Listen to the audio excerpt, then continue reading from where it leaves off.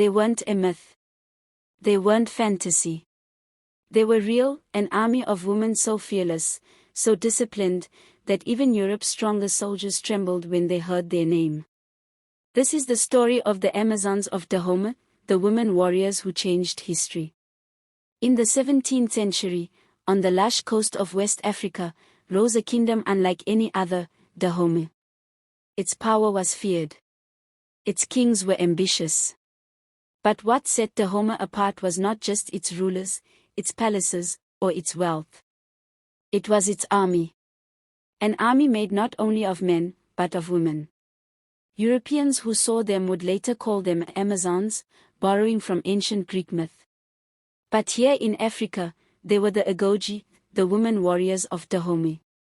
Trained to kill, sworn to loyalty, and remembered forever in the songs of history. Dahomey rose in the 1600s, in what is today southern Benin. It was a kingdom built on conquest, trade, and ceremony. Its kings demanded absolute loyalty, and its people looked to them as the center of life. But Dahomey was also surrounded by powerful rivals, Oyo, Ol-Ada, and other kingdoms of the region. To survive, Dahomey needed an army that was fearless and disciplined. So the kings turned to a radical solution. They created a corps of women warriors. At first, these women guarded the royal palaces. But soon, their reputation grew. They were not just guards. They became the very backbone of Dahomey's military strength. The transformation was brutal. Recruits were drawn from captives, from volunteers, and sometimes chosen by the king himself. Once inside, their old lives ended. No marriage. No children. No ties outside the corps. Training began at dawn. They ran barefoot across thorn fields to harden their skin.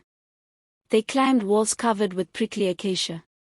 They learned to kill goats with a single stroke, to fire muskets without flinching, to fight with machetes until sweat and blood blurred together. European observers would later write in disbelief, "They are not women, they are warriors." And in Dahomey itself, they were honored as such, respected, admired, and feared in equal measure. The Agoji lived in special quarters within the royal palace at Abami. They marched in parades, their uniforms bright with blue and red cloth, their weapons gleaming in the sun. They sang war songs that echoed across the city, songs of defiance, loyalty, and pride. For the people of Dahomey, the sight of these women was more than spectacle. It was reassurance, the kingdom was safe, guarded by warriors who would never betray their king. Foreign visitors, however, often stood in stunned silence. To Europeans who had grown up believing women belonged only in the home, Dahomey was a challenge to everything they thought they knew. Asterisk. Dahomey's power was tested constantly. Its kings sought to expand their control over the coast, clashing with rival states. And each time, the Agoji marched to war. Eyewitnesses tell of their discipline on the battlefield, lines of women advancing through gunfire, machetes raised high, their war cries shattering enemy morale. They fought the powerful Oyo Empire. They fought kingdoms along the slave coast. It was said that to face them was to face death itself. Men twice their size fled before their advance. And those who survived carried home stories filled with terror. These women do not run. These women do not break. But as Dahomey expanded, a new threat emerged: Europeans. By the 18th century, European traders crowded the coast, drawn by palm oil and, above all, slaves. Dahomey entered this trade, capturing rivals and selling them to the Europeans. And when tensions rose between Dahomey and coastal towns supported by foreign powers, the Agoji were the king's weapon of choice. Europeans wrote about them with a mix of awe and fear. French officers described battles where Dahomey's women soldiers charged fearlessly against fortified positions. British travelers compared them to myth, unable to believe what they saw. One French account recalled, "They are as brave as men, braver even. They laugh in the face of death." By the late 19th century, Europe's hunger for Africa had turned to conquest. France, expanding its empire, marched against Dahomey.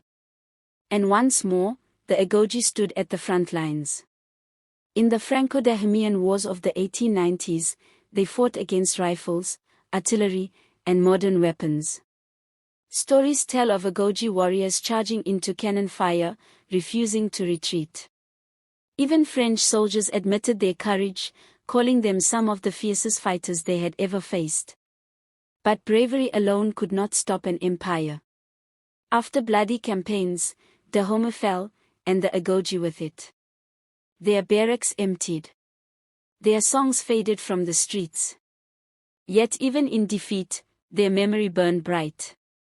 Though Dahomey became a French colony, the legend of its women warriors did not vanish.